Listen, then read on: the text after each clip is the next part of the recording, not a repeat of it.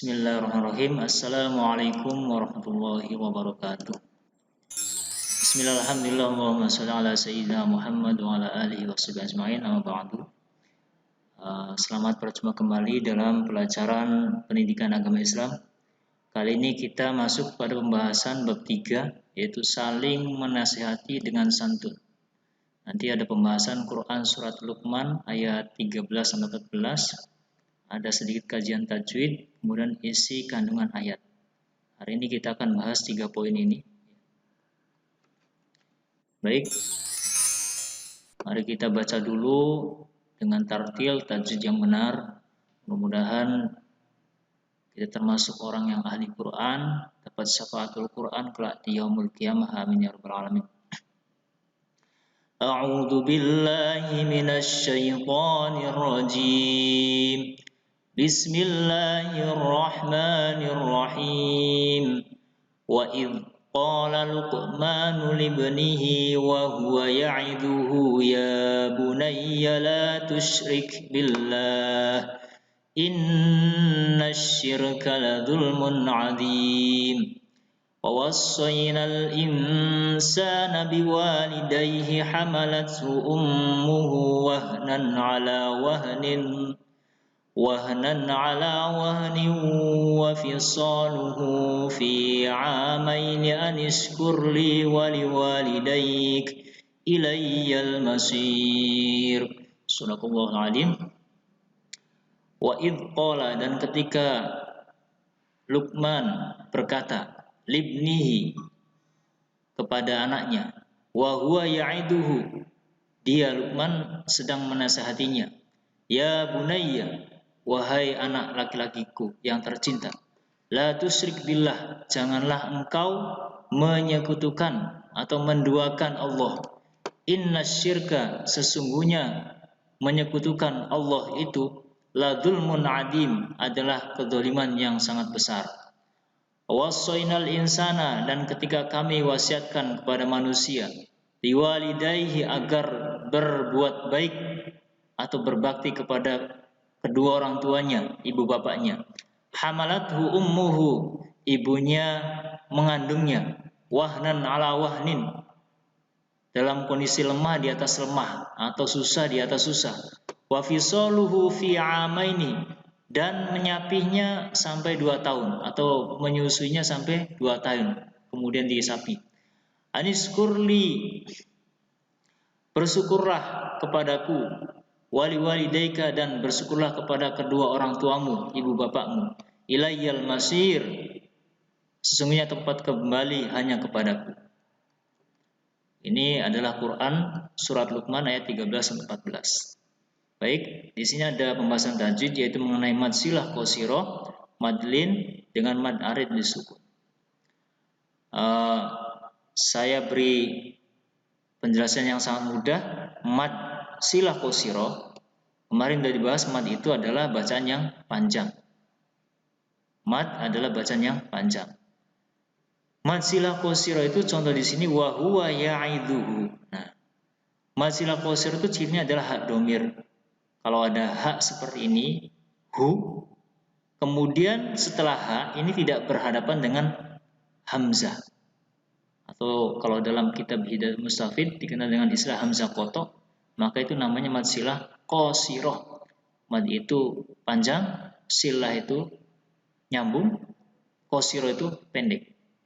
Artinya cuma dua ketukan, satu alif. Ya'iduhu, ya'iduhu. Jadi saya ulangi, kalau ada hak domir tidak berhadapan atau setelah hak domir ini tidak ada hamzah, maka itu namanya mad silah qasirah. Contoh lagi, ummuhu, hak domir, setelahnya tidak ada hamzah, tidak berhadapan dengan hamzah, ini mad silah qasirah. Hamalathu, ada hak domir itu kata ganti nya, atau kalau dalam bahasa Indonesia kata ganti orang ketiga, dia, hu. Nah, kalau ini hamalathu ummuhu, ini bukan ya, karena ada hamzah. Ini contohnya ya'iduhu ya bunayya. Oke, yang kedua, mad lain. Lain itu lemes, luas. Mad lain ini fokus pada apabila ada ya sukun sebelumnya fathah. Daika, walidaika. Ya. Apabila ada ya sukun, sebelum ya sukun tadi ini ada huruf yang berharokat fathah. Itu namanya mad lain. Selain ya sukun, mad lain ini juga pada wawu sukun juga sebelumnya fathah. Nah, ini di sini kayaknya nggak ada contohnya. Adanya cuma ya, biwalidayhi, ya sukun sebelumnya fathah. Daihi. Kalau yang contoh wawu sukun, au, wawu sukun sebelumnya fathah. Itu adalah mad lain. Oke. Kemudian yang ketiga adalah mad arid lisukun. Mad arid lisukun ini adalah mad tabi'i yang waqaf di akhir kalimat. Ilayyal masir. La zulmun adim. Di sini ada ya sukun, sebelumnya kasroh adalah mad tabi'i, berhubung waqaf di akhir ayat, maka berubah jadi namanya mad arid lisukun. Pokoknya akhir ayat ada mad tabi'i, di situ waqaf tidak wasol, maka namanya mad arid lisukun. Ilayyal masir, ihdinas siratal mustaqim. Itu. Akhir ayat ada mad tabi'i, waqaf, maka namanya mad arid lisukun. Baik, kita ke pembahasan artinya dulu. Tadi sudah ya.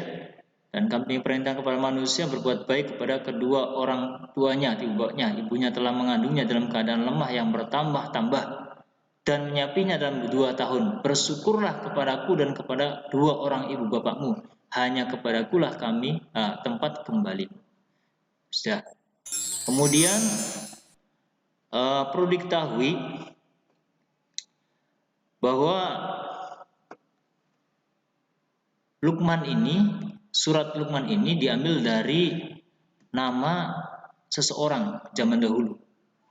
Jadi ada beberapa pendapat disebutkan bahwa Luqmanul Hakim adalah orang yang disebutkan Al-Quran dalam surat Luqman yang terkenal karena nasihat-nasihat beliau kepada anak laki-lakinya. Imam Ibnu Katsir berpendapat bahwa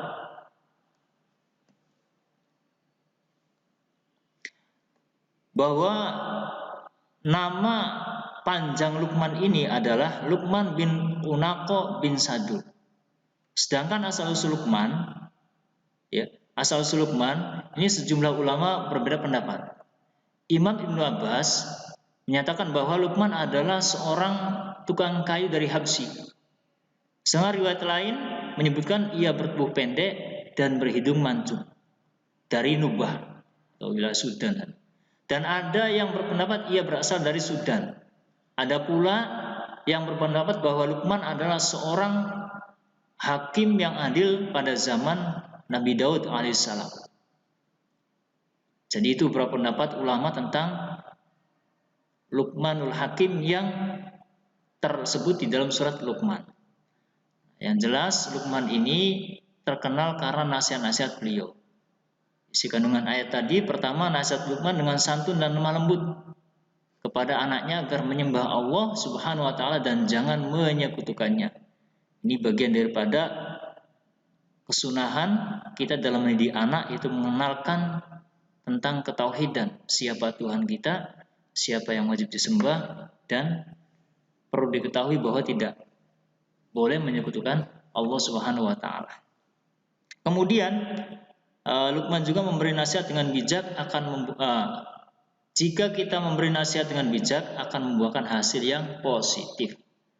Berilah nasihat yang bijak dan santun, tidak dengan kata-kata yang menyakitkan, tidak sambil marah-marah. Maka perintahnya di surat Luqman adalah dengan santun dan lemah lembut, sehingga nanti akan membuahkan hasil yang positif. Kemudian pelajaran pertama tentang hidup adalah tauhid dan akidah atau keyakinan. Ini sangat penting. Kalau tauhidnya lurus, maka insya Allah kehidupan kita akan benar dan lurus sesuai dengan tuntunan agama, syariat agama. Kalau akidah ataupun ketauhidan tidak kita pelajari, maka semua aktivitas kita, ibadah kita ini akan tidak bernilai di sisi Allah Subhanahu wa taala. Karena hanya Allah, kepada Allah kita beribadah dan menyembah, tidak kepada selainnya. Kemudian perintah bersyukur kepada Allah Subhanahu wa taala dan berterima kasih kepada kedua orang tua. Kedua orang tua ini yang mengandung kita selama 9 bulan kurang lebih, bahkan ada yang lebih. Kemudian bukan hanya itu, setelah melahirkan menyusui kita sampai 2 tahun, kemana-mana dibawa, pagi siang malam, yang menjaga adalah ibu kita saat kita masih kecil. Maka sudah sepantasnya posisi ibu, derajat ibu ini sangat mulia sekali dibanding ayah. Bahkan suatu ketika Nabi ditanya sama sahabat, wahai Nabi, siapakah orang yang harus saya hormati antara ibu dan bapak? Ibumu. Kemudian siapa lagi? Ibumu. Kemudian orang tanya lagi, siapa lagi Nabi setelah itu? Ibumu. Sampai 3 kali. Kemudian yang keempat orang tanya, siapa setelah Nabi? Ayah. Jadi sampai disebutkan 3 kali, ibumu, ibumu, ibumu, dan ayah. Maka tidak heran derajat ibu adalah posisi ibu ini adalah kunci kesuksesan seorang anak. Kalau ibu berdoa baik untuk anak, maka pasti Allah kabulkan dan anak tadi akan mendapatkan pertolongan dari Allah Subhanahu wa taala. Maka mudah-mudahan kita termasuk orang-orang yang senantiasa berbakti kepada kedua orang tua, tidak menyakiti hatinya, dimudahkan bisa berbakti baik fisik, baik zahir maupun batin kepada orang tua.